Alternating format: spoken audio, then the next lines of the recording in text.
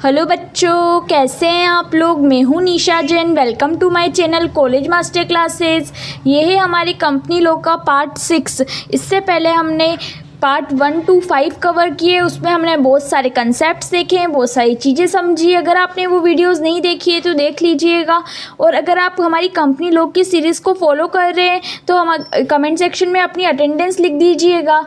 ये इस पार्ट 6 में हम बात करेंगे इनकॉर्पोरेशन ऑफ कंपनी सेक्शन 7। जो सेक्शन 7 है उसके वो बात करता है इनकॉर्पोरेशन ऑफ कंपनी, मतलब एक कंपनी कैसे इनकॉर्पोरेट होती है, क्या रूल्स एंड रेगुलेशंस उसको फॉलो करने पड़ते हैं, क्या जो एक्ट में चीज़ें होती है, क्या वो जो कॉन्स्टिट्यूशन कंपनी एक्ट के कॉन्स्टिट्यूशन में जो चीज़ें होती है वो कैसे कंप्लाई करनी पड़ती है। इन सब के बारे में हम बात करेंगे और समझेंगे कि एक कंपनी का इनकॉर्पोरेशन कैसे होता है। Steps for incorporation. सबसे पहले हम स्टेप्स क्या क्या है इनकॉर्पोरेशन के ये समझेंगे। सबसे पहले एक कंपनी को इनकॉर्पोरेट होने के लिए अपना नाम रिजर्व कराना पड़ता है। Reservation of name by filing E application file करके एक कंपनी को अपना नाम रिजर्व कराना पड़ता है। Drafting and signing off MOA and AOA। क्या कहा है कि उसको MOA memorandum of association draft करना पड़ेगा और आर्टिकल्स ऑफ एसोसिएशन ड्राफ्ट करना पड़ेगा। सिर्फ ड्राफ्ट ही नहीं करना पड़ेगा, मेंबर्स के साइन भी लगेंगे। तो MOA और AOA ड्राफ्ट करना पड़ेगा, साइन करवाना पड़ेगा मेंबर्स से, और फिर इसको रजिस्ट्रार ऑफ कंपनी के पास सबमिट करना पड़ेगा। ये ई फाइल्ड और ई स्टाम्प होता है सब कुछ, मतलब ऐसे पर्सनली जाके नहीं करते। सारे डॉक्यूमेंट्स आज के ज़माने में ई फाइल होते हैं और ई स्टाम्प्ड होते हैं, तो हमें सब चीज़ें कंप्यूटर में ऑनलाइन हो जाती है। फिर एक consent of persons nominated as director to act and directors to be submitted electronically. जो डायरेक्टर्स, जो शेयर होल्डर्स ने जो डायरेक्टर्स अपॉइंट किए, नॉमिनेट किए हैं, उन पर्सन की भी एक कंसेंट लगेगी और वो भी हमें इलेक्ट्रॉनिकली सबमिट करनी होगी। फिर है submission of statutory declaration of compliance and other declarations. क्या क्या है कि जो भी स्टैट्यूटरी डिक्लेरेशंस है, जैसे कि कोई भी मेंबर्स है उसने कंपनीज एक्ट के रूल्स को फॉलो किया है या नहीं किया है, मतलब किया है ये, इसकी डिक्लेरेशन देना। कोई भी फ्रॉड या मिसफिनेंस नहीं हुआ है, इसकी डिक्लेरेशन देना। और जो भी स्टैट्यूटरी ड्यूज़ है उन सबको कंप्लाई किया है, इसका एक डिक्लेरेशन देना। तो ऐसे जो भी डिक्लेरेशन रिक्वायरमेंट के हिसाब से लगेंगे उन सबको कंप्लाई करना और सबमिट करना। ये सब हो जाने के बाद जो वो मेंबर्स है वो फ़ीस पे करेंगे और एक स्टाम्प ड्यूटी अमाउंट होता है वो पे करेंगे इलेक्ट्रॉनिकली। क्या है कि वो फ़ीस पे करेंगे, कंपनी मेंबर्स जो है वो कंपनी को इनकॉर्पोरेट करते हुए वक्त एक नॉमिनल फ़ीस होगी या जो भी उनकी फ़ीस होगी वो उन्हें पे करनी पड़ेगी। स्टाम्प ड्यूटी अमाउंट पे करना पड़ेगा इलेक्ट्रॉनिकली। फिर उन्हें सर्टिफिकेट मिल जाएगा इनकॉर्पोरेशन का। ये एक डिजिटली साइंड होगा, किसके द्वारा, ROC के द्वारा, रजिस्ट्रार के द्वारा। File declaration about address of registered office. इसमें फिर वो अब एक डिक्लेरेशन में फाइल करेंगे उनके रजिस्टर्ड ऑफिस का एड्रेस, कि वो सारा काम कहाँ पे करते हैं, उस जगह को रजिस्टर्ड ऑफिस कहते हैं, जहाँ से वो कंपनी अपना सारा वर्क करती है। और उसका एक डिक्लेरेशन लगेगा कि यहाँ हमारा एड्रेस है रजिस्टर्ड ऑफिस का इनकॉर्पोरेशन के बाद। तो क्या पढ़ा हमने स्टेप्स फॉर इनकॉर्पोरेशन में। सबसे पहले एक कंपनी अपना नाम रिजर्व करती है जिसके लिए वो ई एप्लीकेशन देती है, फिर वो साइन करती है MOA AOA को ड्राफ्ट करती है और उसमें साइन करती है और सबमिट करती है ROC को। ये ई फाइल्ड और ई स्टाम्प्ड होता है। फिर जो है शेयर होल्डर्स नॉमिनेट करते हैं डायरेक्टर को और डायरेक्टर जो है अपनी कंसेंट देता है और कंसेंट इलेक्ट्रॉनिकली सबमिट करी जाती है ROC को।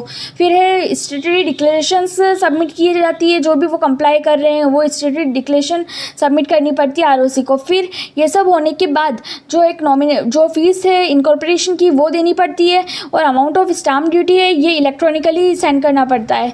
फिर है ये सब फीस भी दे दिया, अब हमने अमाउंट भी दे दिया। उसके बाद वो जो ROC है वो हमें एक डिजिटली साइन करा हुआ सर्टिफिकेट ऑफ इनकॉर्पोरेशन देगा, जो कि ये बात दर्शाता है कि हाँ कंपनी का इनकॉर्पोरेशन हो गया है और कंपनी सारे रूल्स एंड रेगुलेशंस को भी फॉलो कर रही है। फिर है फाइल डिक्लेरेशन, फिर एक डिक्लेरेशन देना पड़ता है। हमें इनकॉर्पोरेशन का सर्टिफिकेट उन्होंने दे दिया, अब हमें एक डिक्लेरेशन देना पड़ेगा जिसमें हम हमारे रजिस्टर्ड ऑफिस का एड्रेस देंगे। इसका एक डिक्लेरेशन हमें फाइल करना पड़ेगा ROC को, जिससे ROC को पता रहे कि हमारा रजिस्टर्ड ऑफिस किस सिटी में, किस एरिया में और क्या है। ठीक है, तो अब हमारा नेक्स्ट है अब ये सब तो हमने स्टेप्स पढ़े अभी तक, क्या क्या स्टेप्स हमें फॉलो करें। अब हम पढ़ेंगे क्या प्रोसीजर्स होते हैं, क्या किस तरह से वो पूरा इनकॉर्पोरेशन का प्रोसीजर है वो हम पढ़ेंगे। फिर है filing of the documents and information with the registrar. Registrar को कैसे हम इन्फॉर्मेशन फ़ाइल करते हैं, क्या इन्फॉर्मेशन फ़ाइल करते हैं, तो ये सब पढ़ते जाते हैं। फिर है MOA signed by all subscriber. जो MOA है मेमोरेंडम ऑफ एसोसिएशन, वो सारे सब्सक्राइबर से साइन किया हो हमें सबमिट करने फाइल करना पड़ेगा ROC को। उसके बाद जो आर्टिकल्स ऑफ एसोसिएशन है वो भी सारे सब्सक्राइबर्स का साइन किया हो हमें ROC को सबमिट करना पड़ेगा। ठीक है, तो 2 पॉइंट तो यही बहुत ईजी आपको याद रखने ही होंगे, MOA and AOA sign by all subscribers. ठीक है, ये 2 पॉइंट तो आप याद कर ही लीजिएगा। फिर थर्ड है declaration that all requirements of the act and rules have been satisfied by. एक डिक्लेरेशन लगेगी कि सारे रिक्वायरमेंट्स इस एक्ट में जो भी रूल्स एंड रेगुलेशन है वो सब सेटिस्फाई हुए। डिक्लेरेशन किसकी लगेगी, जो भी person AOA articles of association में जिन जिन पर्सनस का नाम है, जैसे डायरेक्टर हो गए, सेक्रेटरी हो, कंपनी सेक्रेटरी हो गया, इनकी डिक्लेरेशन लगेगी। फिर है और किसकी डिक्लेरेशन लगेगी, जो पर्सन इंगेज्ड है फॉर्मेशन ऑफ कंपनी में, कंपनी को बनाते वक्त जो पर्सन इंगेज्ड थे, चाहे वो एडवोकेट हो सकते हैं, चाहे वो CA हो सकते हैं, चाहे वो CS हो सकते हैं, चाहे कॉस्ट अकाउंटेंट हो सकते हैं। तो इन दोनों पर्सन्स की डिक्लेरेशन लगेगी कि हाँ कंपनी ने सारी रिक्वायरमेंट्स फुलफिल की है, सब रूल्स को सेटिस्फाई किया है और कंपनी फॉर्म हुई है। फिर फोर्थ पॉइंट में हमारे आता है कि declaration from subscribers to MOA। अब किसके, पहले वाले में हमारे आर्टिकल्स में जो पर्सन्स थे उनकी डिक्लेरेशन लगी। अब जो है मेमोरेंडम ऑफ एसोसिएशन में जो सब्सक्राइबर्स है उनकी डिक्लेरेशन लगेगी और फर्स्ट डायरेक्टर्स जो भी है हमारी कंपनी के उसकी डिक्लेरेशन लगेगी। क्या लगेगी, क्या डिक्लेरेशन देंगे वो, they are not conducted of any offence in connection with promotion, formation और मैनेजमेंट ऑफ एनी कंपनी। मतलब सब्सक्राइबर्स और फर्स्ट डायरेक्टर्स एक डिक्लेरेशन देंगे कि जब कंपनी कंडक्ट हुई तो कोई भी ऑफेंस या कोई भी मिसफियंस या कोई भी फ्रॉड नहीं हुआ है, चाहे वो promotion, formation, management of any company से रिलेटेड कोई भी फ्रॉड नहीं हुआ है, इस बात की एक डिक्लेरेशन देंगे। सेकेंड डिक्लेरेशन वो देंगे not guilty of misfeasance breach under this और previous companies act during last 5 years. क्या कहा इसने कि वो लास्ट 5 ईयर्स में कोई गिल्टी नहीं थे, कोई मिसफियंस नहीं थी, कहीं उन्होंने कोई ब्रीच ऑफ कॉन्ट्रैक्ट नहीं किया, ना कंपनीज एक्ट 2013 में किया, ना इससे प्रीवियस कंपनीज एक्ट 1956 है उससे भी प्रीवियस एक्ट में किया, और पिछले 5 सालों में ये है। अगर एक बात इसमें क्वेश्चन आता है कि इसमें पिछले 5 साल लिखा गया, अगर पिछले 7 सालों मतलब 5 साल से पहले उन पिछले वाले साल मतलब 6th ईयर से आज से 6th ईयर पहले अगर उन्होंने कोई ब्रीच किया हो तो वो काउंट होगा, नहीं वो काउंट नहीं होगा। इसमें हम लास्ट 5 ईयर्स ही कंसिडर करेंगे। ठीक है, फिर है all documents and information content in them are correct and complete, true and fair as per their knowledge and belief. क्या कहा है कि जो भी आपने हमें डॉक्यूमेंट्स दिए हैं, जो भी इन्फॉर्मेशन दी है वो करेक्ट होनी चाहिए, वो कंप्लीट होनी चाहिए, वो ट्रू होनी चाहिए। किसके हिसाब से, सब्सक्राइबर्स के हिसाब से और फर्स्ट डायरेक्टर्स के हिसाब से जो भी डॉक्यूमेंट्स इन्फॉर्मेशन मिली है ROC को वो complete, true and fair view देनी चाहिए। ठीक है, तो अभी तक हमने क्या पढ़ा, क्या क्या फाइल करना है। सबसे पहले MOA साइन करके किसके, सब्सक्राइबर्स के साइंड हुए होने चाहिए, MOA और AOA के, ये हम फाइल करेंगे। तीसरा डिक्लेरेशन फाइल करेंगे, सारे रूल्स एंड रेगुलेशन कंप्लाई हो रहे हैं कि ये डिक्लेरेशन कौन फाइल करेगा, जिसका नाम AOA आर्टिकल्स ऑफ एसोसिएशन में है और जो फॉर्मेशन में इंगेज थे वो सब। फिर फोर्थ है डिक्लेरेशन होगी, डिक्लेरेशन देंगे सब्सक्राइबर्स जिनका नाम है MOA में लिखा हुआ है, और जो फर्स्ट डायरेक्टर्स है वो डिक्लेरेशन देंगे, 3 डिक्लेरेशन देंगे जो भी हमने पढ़ी है कि वो किसी भी फ्रॉड, किसी भी मिसफियंस, किसी भी ब्रीच में वो इंक्लूड नहीं थे, और अगर इंक्लूड भी थे तो वो सही किए हुए 5 साल हो चुके हैं। ठीक है, तो ये एक बहुत ही हार्ड टॉपिक है जो मैंने आपको बहुत इजी वे में समझाया है। आई होप आपको भी बहुत अच्छे से समझ आ रहा हो। अगर आपको समझ आ रहा हो तो हमारी वीडियो को लाइक करें, सब्सक्राइब करें, चैनल को शेयर करें फ्रेंड्स के साथ। आगे फिर अब है 5th पॉइंट हमारा कि address for correspondence still registered office is established. क्या कहा है कि हमें एक एड्रेस देना पड़ेगा, मतलब इनकॉर्पोरेशन हुआ है कंपनी का, अब वो एकदम से तो रजिस्टर्ड ऑफिस इस्टेब्लिश नहीं कर सकती है, तो हम ये सब काम किस ऑफिस में करा रहे हैं उसको हम कहते हैं एड्रेस फॉर करस्पॉन्डेंस। मतलब रजिस्टर्ड ऑफिस इस्टेब्लिश नहीं हुआ है उससे पहले जहाँ पे जिस जगह पे ये सब काम हो रहे हैं कंपनी की फॉर्मेशन के, कंपनी जो वर्क कर रही है वो जिस जगह काम हो रहे हैं, हम उसे रजिस्टर्ड ऑफिस से इनकॉर्पोरेट होने से पहले हम उसे एड्रेस फॉर करस्पॉन्डेंस दे रहे हैं। मतलब जहाँ कंपनी काम कर रही है उसका एड्रेस देना हमें, वो हमें आरओसी को देना पड़ेगा कि अभी रजिस्टर्ड ऑफिस इस्टेब्लिश नहीं हुआ है, तो ये जब तक इस्टेब्लिश होता है तब तक हम यहाँ पे काम कर रहे हैं, इस जगह उस जगह का एड्रेस देना है। ठीक है, फिर 6th हमारा पॉइंट आता है particulars of every subscribers of MOA, names including surnames, family names, residential address, nationality along with proof of identity, and in case of a subscriber being a body corporate, such particulars as may be prescribed. क्या कहा है कि जो भी particulars है subscribers, जो भी memorandum of association में जो भी सब्सक्राइबर्स है उनका नाम जो है वो बताना, रेसिडेंशियल एड्रेस बताना, नाम including surname, family names, residential address, ये सब चीज़ें हमें, नेशनलिटी क्या है उनकी, ये सब प्रूफ ऑफ आइडेंटिटी मतलब आधार कार्ड, पैन कार्ड, ये सब हमें आरओसी को सबमिट करेगा जिनका भी नाम मेमोरेंडम ऑफ एसोसिएशन में, जिन सब्सक्राइबर्स का नाम। ठीक है, फिर ये पॉइंट हो गया। फिर 7th पॉइंट है हमारा पर्टिकुलर्स ऑफ फर्स्ट डायरेक्टर्स। अब हमने इसमें क्या दिया था, ये सब्सक्राइबर्स जिनका नाम मेमोरेंडम ऑफ एसोसिएशन में था उनके बारे में ये सब डिटेल्स दी थी। अब हम particulars of first directors in article, जिनका नाम आर्टिकल्स ऑफ एसोसिएशन में जो फर्स्ट डायरेक्टर्स है उनके बारे में नेम, उनका सरनेम, फैमिली नेम, डायरेक्टर्स का एक डायरेक्टर आइडेंटिफिकेशन नंबर होता है, जैसे यूनिक नंबर होता है ना, वैसे डायरेक्टर का एक यूनिक नंबर होता है, डायरेक्टर आइडेंटिफिकेशन नंबर, ये हर डायरेक्टर के पास अलग होता है। फिर रेसिडेंशियल एड्रेस हो गया, ये नेशनलिटी हो गई, ये सब हमें आइडेंटिटी प्रूफ हो गया, आधार कार्ड, पैन कार्ड, डायरेक्टर का भी, ये सब हमें आरओसी को सबमिट करना पड़ेगा। फिर हमारा नेक्स्ट पॉइंट है particulars of the interest of first director of company. जो हमारी कंपनी के डायरेक्टर है उनका किसी और कंपनी और बॉडी कॉर्पोरेट में इंटरेस्ट तो नहीं है, या वो जहाँ पहले थे उनकी कंसेंट लाना, जहाँ पे वो जिस कंपनी में वो पहले काम कर रहे थे वहाँ से कंसेंट लाना कि हाँ ये अब हमारी कंपनी में काम नहीं कर रहे, और उनकी भी कंसेंट देना कि अब वो रेगुलरली जो कंपनी इनकॉर्पोरेटेड हुई है उसमें कर रहे हैं। इन अदर फॉर्म्स और body corporates along with their consent to act as a director, वो अपनी कंसेंट से एज अ डायरेक्टर एक्ट कर रहे हैं हमारी फर्म में। In such form and manner as may be prescribe, जो रूल्स एंड रेगुलेशन है उसको प्रिस्क्राइब कर रहे हैं।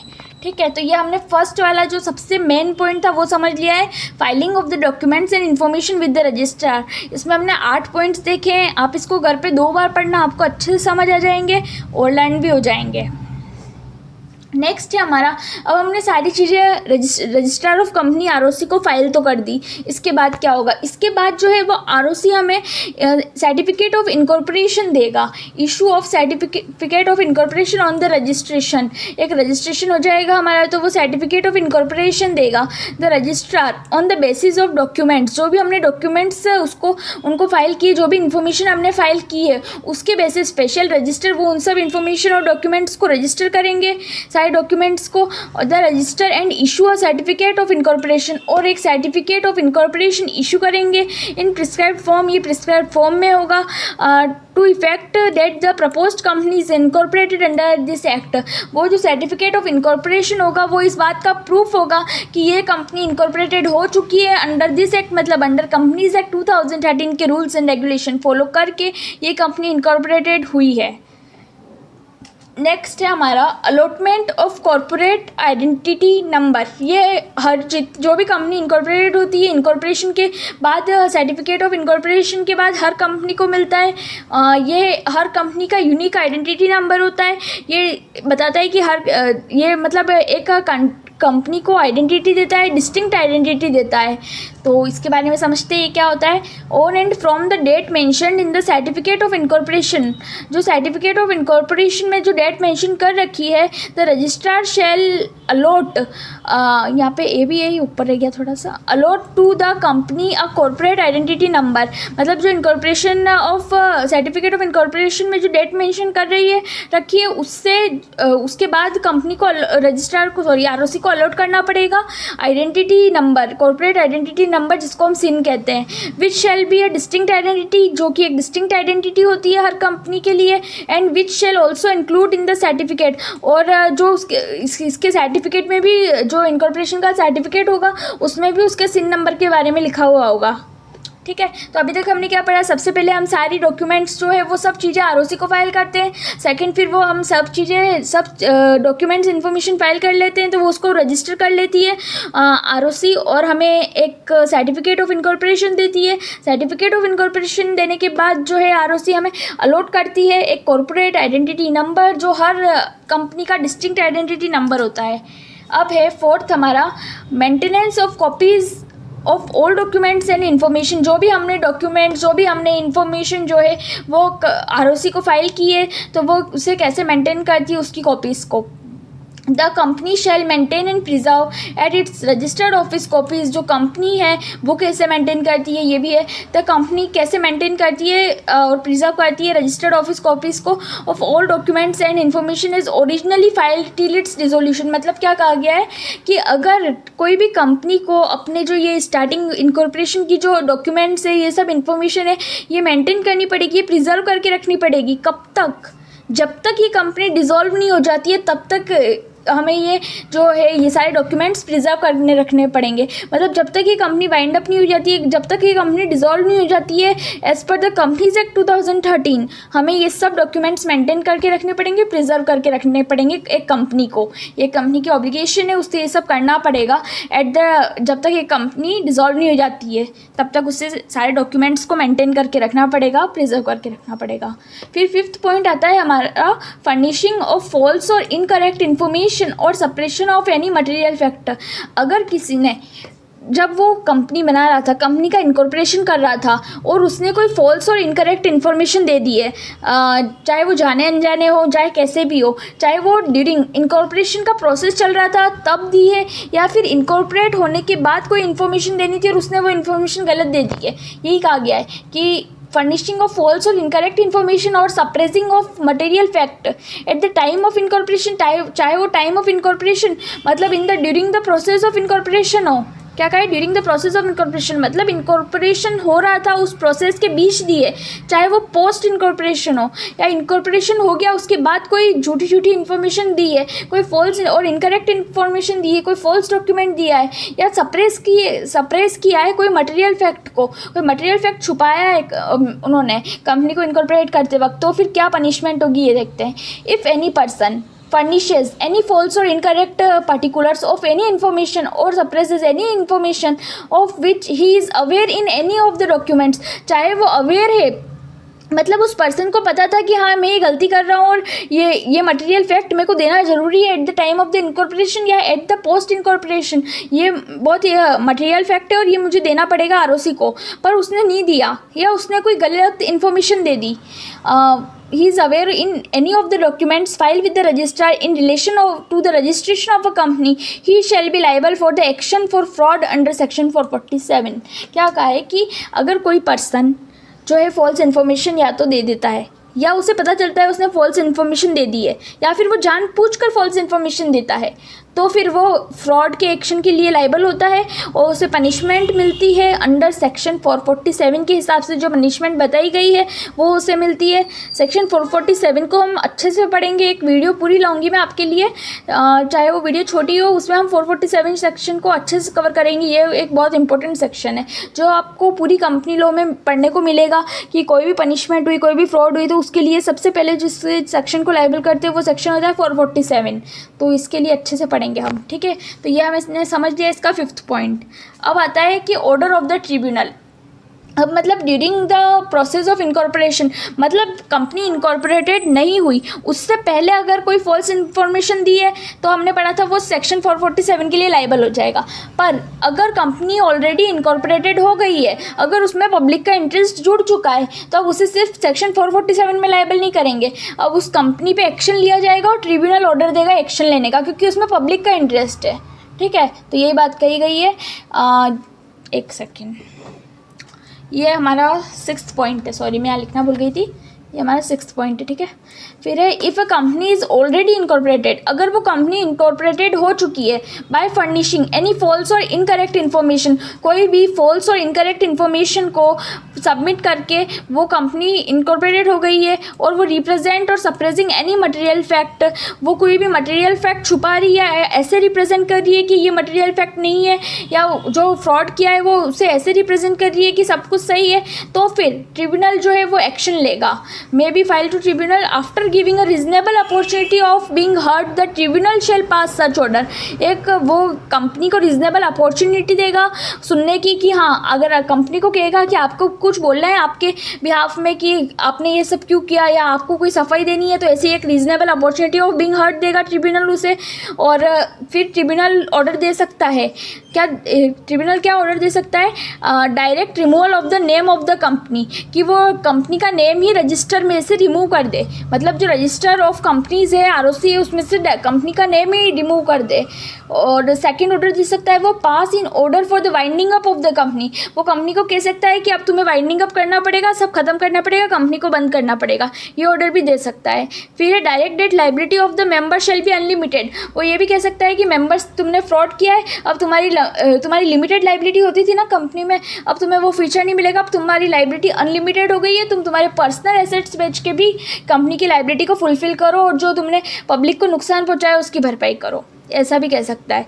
फिर नेक्स्ट है change memorandum of association and articles of association in the interest of public creditors and members, वो कंपनी का जो एमओए है एओए है उनको भी चेंज कर सकता है as per the public interest, जिस तरह वो पब्लिक आरओसी देखेगी किस तरह पब्लिक का फ़ायदा हो रहा है, क्रेडिटर्स का फ़ायदा हो रहा है, आउटसाइडर्स का फ़ायदा हो रहा है, उस तरह से वो कंपनी को कह देगी कि चलो एमओए चेंज करो, एओए चेंज करो। फिर है pass such other orders as it may deem fit, और इनके अलावा इन 4 ऑर्डर्स के अलावा भी अगर ट्रिब्यूनल कोई अदर ऑर्डर देना चाहे जो उससे सही लगे तो वो भी दे सकती है, मतलब सारी पावर उसके बाद ट्रिब्यूनल के पास ही। एक बार आपने गलत इन्फॉर्मेशन देके कंपनी को इनकॉर्पोरेट कर दिया, फिर तो वो आपको एक जो ट्रिब्यूनल है वो आपको अपॉर्चुनिटी देगी कि आपको आपकी सफाई में कुछ कहना है तो ठीक है, नहीं तो फिर वो ऑर्डर पास करेगी। क्या ऑर्डर पास करेगी इसको एक बार और रिवाइज कर देते हैं कि डायरेक्ट कंपनी का नाम रिमूव कर दो रजिस्टर ऑफ कंपनीज में, या वाइंडिंग अप कर दो कंपनी को, या लाइबिलिटी जो मेंबर्स की है वो अनलिमिटेड कर दो, चेंज कर सकती है वो आपके एमओए एओए को कंपनी के। फिर है और भी इन चारों के अलावा भी और कोई ऑर्डर दे सकती है जो उसे सही लगे। ठीक है, तो हमने ये 6 पॉइंट पढ़े, क्या क्या पढ़े थे एक बार उसको गो थ्रू कर लेते हैं, फिर मैं आपको एक और टॉपिक है छोटा सा वो पढ़ाऊंगी। सबसे पहले हमने पढ़ा था filing of the documents and information with the register, मतलब हमने आरओसी को क्या क्या जो है वो डॉक्यूमेंट्स दिए थे, क्या क्या इन्फॉर्मेशन हमने सबमिट की थी, ये एक बहुत बड़ा टॉपिक था। इस फर्स्ट पॉइंट बहुत बड़ा था, इसके अंदर 8 पॉइंट्स थे और इन सबको हमने अच्छे से समझा था कि हमें आरओसी को क्या क्या डॉक्यूमेंट्स फाइल करने पड़ेंगे, क्या क्या इन्फॉर्मेशन फाइल करनी पड़ेगी। सेकंड था हमारा इशू ऑफ सर्टिफिकेट, और इशू ऑफ सर्टिफिकेट मतलब जब हम सारे डॉक्यूमेंट्स दे देते हैं तो फिर हमें आरओसी जो है वो सर्टिफिकेट ऑफ इनकॉर्पोरेशन दे रहा था, और उसके बाद सर्टिफिकेट ऑफ इनकॉर्पोरेशन के बाद वो कॉर्पोरेट आइडेंटिटी नंबर जो है वो एक डिस्टिंक्ट आइडेंटिटी नंबर होता है कंपनी के लिए, वो अलॉट करते हैं। फोर्थ था मेंटेनेंस ऑफ कॉपीज से रिलेटेड। फिफ्थ था हमारा कि अगर कोई भी फॉल्स और इनकरेक्ट इन्फॉर्मेशन की है ड्यूरिंग इनकॉर्पोरेशन प्रोसेस सेक्शन 447 के लिए फ्रॉड के लिए लाइबल होगा और कंपनी, और आफ्टर द इनकॉर्पोरेशन होने के बाद अगर की है तो ट्रिब्यूनल ऑर्डर देगा। और हमने सारे पॉइंट्स अभी देखे हैं। अब एक और टॉपिक है वो अब मैं आपको बताती हूँ, simplified proforma for incorporation company electronically SPICe. क्या कहता है ये, in a step towards easy setting up of business, कि पहले क्या होता था, ये सब जो भी हमने पढ़ा है फर्स्ट स्टेप में जो भी हमने पढ़ा है कि जो भी फाइल करना पड़ता है डॉक्यूमेंट्स इन्फॉर्मेशन आरओसी को, जिसमें हमने 8 स्टेप्स पढ़े थे, जो भी डॉक्यूमेंट्स कैसे फाइल करते हैं क्या होता है ये सब पढ़ा था। उसकी जगह अब क्या आ गया है, in a step of easy setting up of business को ईजी करने के लिए, सब चीज़ों को ईजी करने के लिए ministry of corporate affairs has simplified the process of filing of forms. उन्होंने ईजी कर दिया है ये जो फॉर्म और डॉक्यूमेंट्स और ये सब चीज़ें हैं, ये सब फाइल करने का प्रोसेस उन्होंने सिंप्लीफाई कर दिया है। Incorporation of a company through simplified proforma for incorporating company electronically. क्या कहा है कि अब आज की तारीख में आप स्पाइस फॉर्म जो होता है वो भर के भी अपनी कंपनी को इनकॉर्पोरेटेड कर सकते हैं इलेक्ट्रॉनिकली। मतलब आपको अब इतना वो फर्स्ट स्टेप में हमने जो भी पढ़ा है ना वो नहीं करना पड़ेगा। अब मिनिस्ट्री ऑफ कॉर्पोरेट अफेयर्स ने सिंप्लीफाई कर दिया सारा सिस्टम। इसमें आज जो है वो ऐसे ही होती है फाइलिंग, कोई भी अगर कंपनी का आज इनकॉर्पोरेटेड होना है तो वो इलेक्ट्रॉनिकली स्पाइस प्लस फॉर्म होता है वो फिल करेगी और इनकॉर्पोरेशन उसका मिनिस्ट्री ऑफ कॉर्पोरेट अफेयर्स के द्वारा हो जाएगा। वो ये फॉर्म जो है वो आरओसी को देगी और फिर जो भी हमने अभी पढ़ा है सारे पॉइंट्स बाकी वही कंप्लाई होंगे। बस ये स्पाइस का फॉर्म नया आया था वो मैंने आपको बता दिया इस वीडियो में। ठीक है, ये वीडियो थोड़ी लंबी हो गई है पर ये सेक्शन बहुत इंपॉर्टेंट है एग्ज़ाम पर्पस के लिए। और आपको हमारी वीडियो पसंद आती हो तो लाइक करें, शेयर करें, हमारी वीडियो को फ्रेंड्स के साथ शेयर करें और हमारे चैनल को सब्सक्राइब करें। कमेंट सेक्शन में कोई भी डाउट हो तो आप पूछ सकते हैं, मैं आपके डाउट्स को सॉल्व कर दूँगी। और अटेंडेंस ज़रूर लगा के जाइए कमेंट सेक्शन में। Thank you.